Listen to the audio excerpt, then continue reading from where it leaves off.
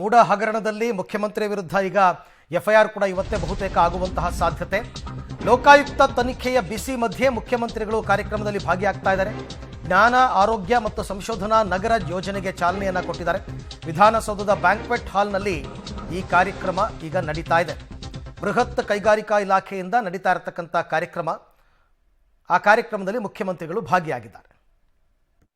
Record ಇದೆ, ಅದರ ಆಧಾರದ ಮೇಲೆ ತೀರ್ಪನ್ನು ಕೊಡಬೇಕು. ಅಂದರೆ ಫ್ಯಾಕ್ಚುಯಲ್ ಆಸ್ಪೆಕ್ಟ್ಸ್ಗೆ ತನಿಖೆ ಮಾಡುವಂಥ ಜೂರಿಸ್ಟಿಕ್ಷನ್ನು ಸಾಧಾರಣವಾಗಿ 226ನಲ್ಲಿ ಹೈಕೋರ್ಟ್ಗಳಲ್ಲಿ ಇಲ್ಲ, ಮಾಡೋದು ಇಲ್ಲ. ಅದರಿಂದ ಇದೆಲ್ಲವನ್ನು ಕೂಡ ನಾವು ಮೇಲ್ಮನವಿಯನ್ನು ಸಲ್ಲಿಸಬೇಕು. ನಾನು ಮೊದಲಿಂದ ಹೇಳ್ತಾ ಇದ್ದಂಥ ಮಾತೇನು ಅಂತ ಹೇಳಿದ್ರೆ, ಏಕಸದಸ್ಯ ಪೀಠ ಕೊನೆಯಲ್ಲ. ಏಕಸದಸ್ಯ ಪೀಠ ನೀಡಿರುವಂಥ ತೀರ್ಪು ರಾಜ್ಯದ ಅಥವಾ ದೇಶದ ಕಾನೂನು ಕೂಡ ಅಲ್ಲ. ಕೊನೆಯದಾಗಿ ನಮ್ಮ ನ್ಯಾಯಾಂಗ ವಿತರಣೆ ವ್ಯವಸ್ಥೆಯಲ್ಲಿ ಉಚ್ಚ ನ್ಯಾಯಾಲಯದಲ್ಲೇ ಅಪೀಲ್ ಇದೆ, ಸರ್ವೋಚ್ಚ ನ್ಯಾಯಾಲಯಕ್ಕೆ ಹೋಗುವಂಥ ಅವಕಾಶ ಕೂಡ ಇದೆ. ಕೊನೆಯ ತೀರ್ಪು ಸರ್ವೋಚ್ಚ ನ್ಯಾಯಾಲಯ ನೀಡಿದಾಗ ಮಾತ್ರ ಅದು ಈ ದೇಶದ ಕಾನೂನಾಗಿದೆ.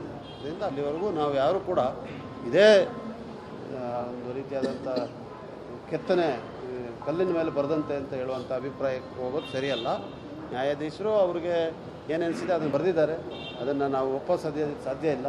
ಅದರ ಮೇಲೆ ಮೇಲ್ಮನವಿಯನ್ನು ಸಲ್ಲಿಸುವಂಥ ಕೆಲಸ ಯಾವಾಗ ಯಾವ ಥರ ಮಾಡಬೇಕು ಅಂತ ಹೇಳೋ ತೀರ್ಮಾನ ಅಲ್ಲ ಸರ್. ಈಗ 3.5 ಲಕ್ಷ ಇದ್ದದ್ದು 56 ಕೋಟಿ ಬೆಲೆ ಬಾಳುತ್ತೆ, ಮತ್ತು ಅದರ ಫಲಾನುಭವಿ ಸಿದ್ದರಾಮಯ್ಯ ಕುಟುಂಬದವರಲ್ಲ ಅಂತ ಹೇಳೋದಕ್ಕೆ ಬರೋದಿಲ್ಲ ಅನ್ನೋ ಮಾತುಗಳನ್ನು ನ್ಯಾಯಾಧೀಶರು ತಮ್ಮ ಆದೇಶದಲ್ಲಿ ಉಲ್ಲೇಖ ಮಾಡಿದ್ದಾರೆ. 56 ಕೋಟಿ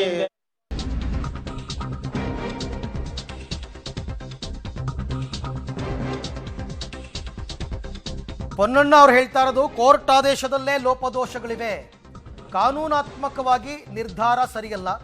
ಮುಖ್ಯಮಂತ್ರಿಗಳ ಪಾತ್ರ ಏನು ಅಂತ ನ್ಯಾಯಾಧೀಶರು ಇದರಲ್ಲಿ ಕೇಳಿದ್ದಾರೆ, ಆದರೆ ಸಿಎಂ ಪಾತ್ರ ಏನು ಅಂತ ಯಾರಿಗೂ ಕೂಡ ತೋರಿಸಲಾಗಿಲ್ಲ.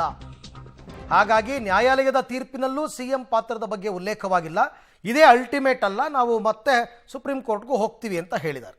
ಸಲ್ಲಿಸಿದಾಗ ಅದನ್ನು ಸರಿಪಡಿಸುವಂಥ ಕೆಲಸ ನ್ಯಾಯಾಲಯವೇ ಮಾಡ್ತದೆ ಅಂತ ಹೇಳೋ ವಿಶ್ವಾಸ